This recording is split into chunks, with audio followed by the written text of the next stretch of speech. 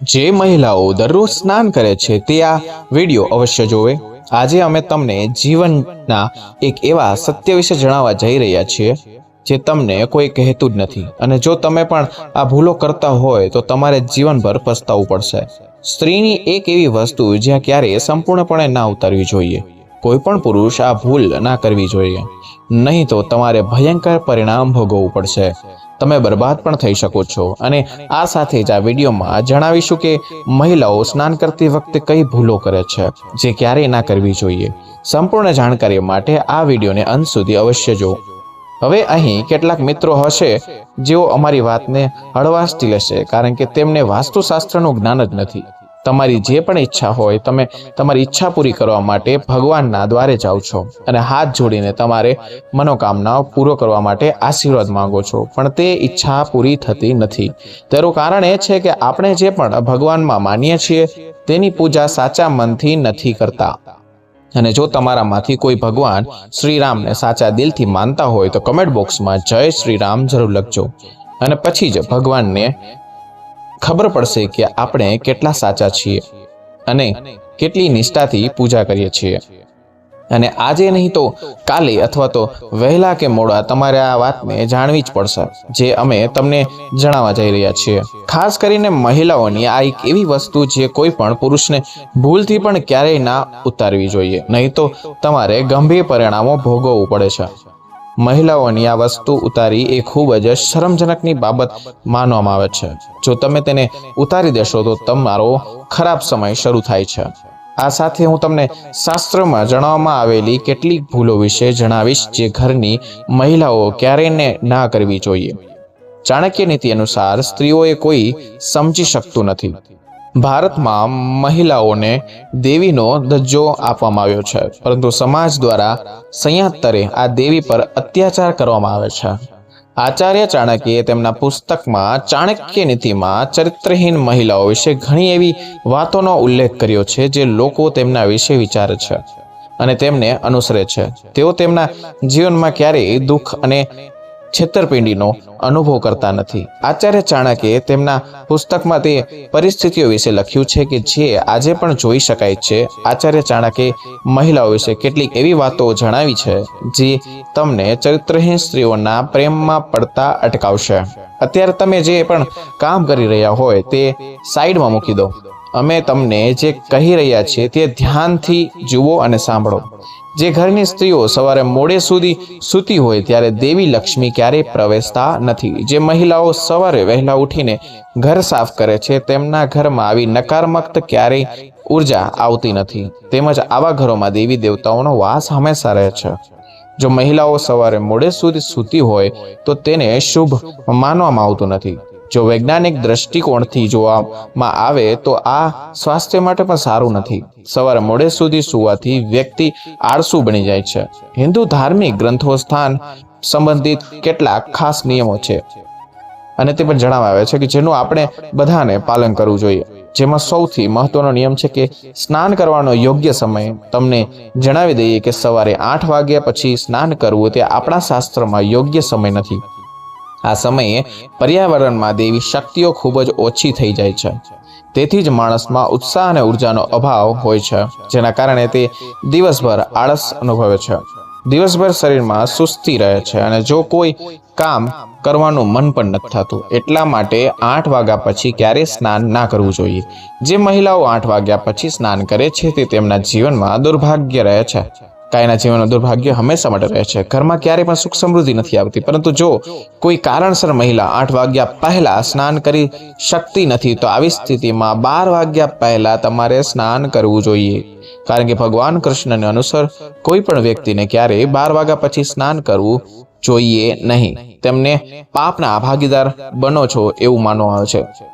સ્ત્રીઓને નાહવાનું ટાળવું જોઈએ અને સ્ત્રીઓને આ વખતે પોતાના નાહવાના પાણીમાં થોડુંક મીઠું પણ નાખવું જોઈએ, જેના કારણે ધનની દેવી લક્ષ્મીની કૃપા પણ આવી સ્ત્રી પર હંમેશા વરસતી રહે અને આવી સ્ત્રી આખા ઘર માટે ભાગ્યશાળી સાબિત થાય છે।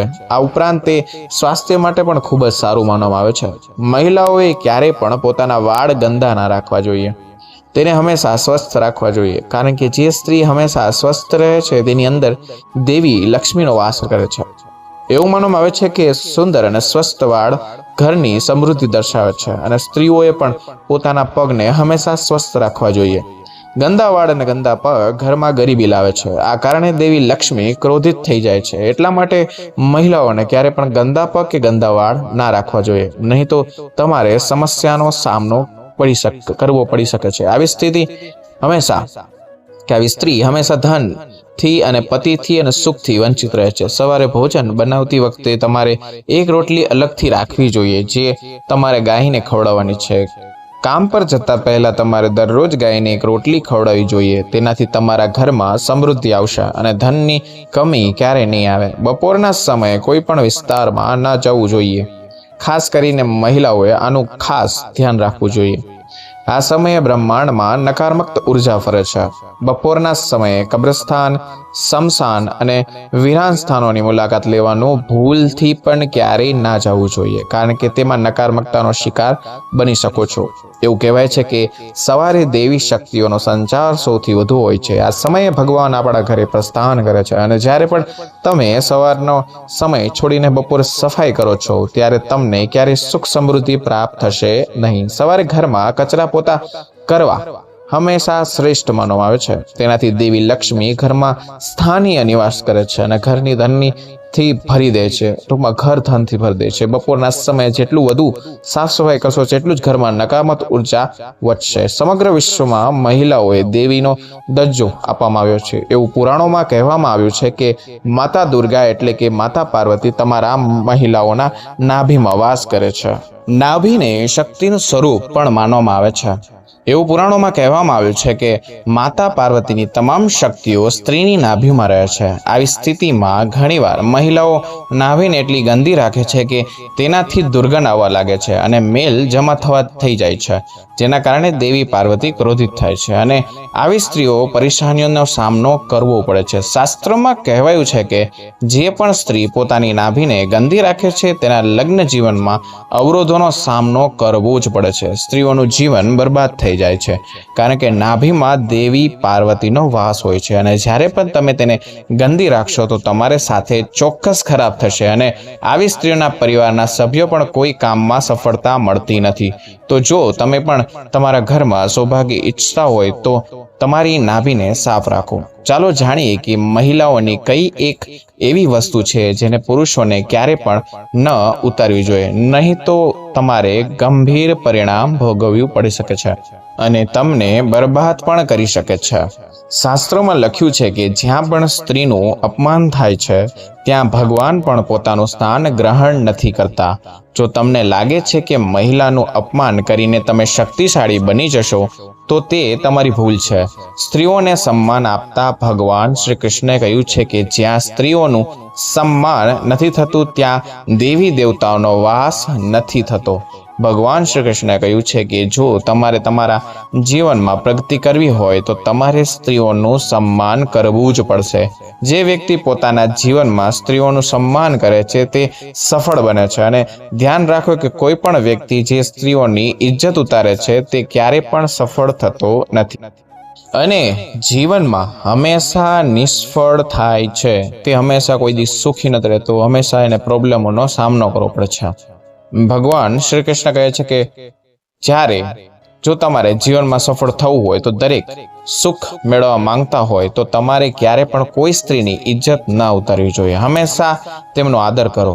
હવે તમે જણાવવા જઈ રહ્યા છીએ કે કેવી રીતે સારી સ્ત્રીની ઓળખ કરવી. શરીર વિજ્ઞાન અનુસાર નાનું મોં ધરાવતી સ્ત્રી તેના પતિ માટે શુભ માનવામાં આવે છે, પરંતુ એક વાતનું ધ્યાન રાખો કે સ્ત્રીનું મોઢું બહુ નાનું ના હોવું જોઈએ, અન્યથા તે ભરોસા પાત્ર ગણાતી નથી. જો સ્ત્રીનું નાક નાનું હોય તો તે સ્ત્રી કામદાર હોય છે અને જો નાકનો આગળનો ભાગ લાંબો હોય તો આવી સ્ત્રીની રાણીનું સુખ મળે છે. જે સ્ત્રીના હોઠની વચ્ચે રેખા દેખાય છે તે ભાગ્યશાળી હોય છે.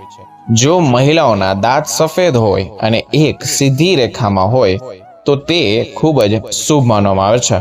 જે સ્ત્રીના ડાબા હાથ પર તલ હોય તે ખૂબ જ ભાગ્યશાળી હોય છે. આ સાથે જે સ્ત્રીના હોઠમાં પણ તલ હોય કે ગળામાં પણ તલ હોય તે સ્ત્રીને પણ ભાગ્યશાળી ગણવામાં આવે છે. મિત્રો, વિડીયો તમને સારો લાગ્યો હોય તો વિડીયોને લાઈક કરજો, ચેનલને સબસ્ક્રાઇબ કરજો. હવે મળીશું નવા વિડીયો નવા ટોપિક સાથે. ત્યાં સુધી બધાને રાધે રાધે.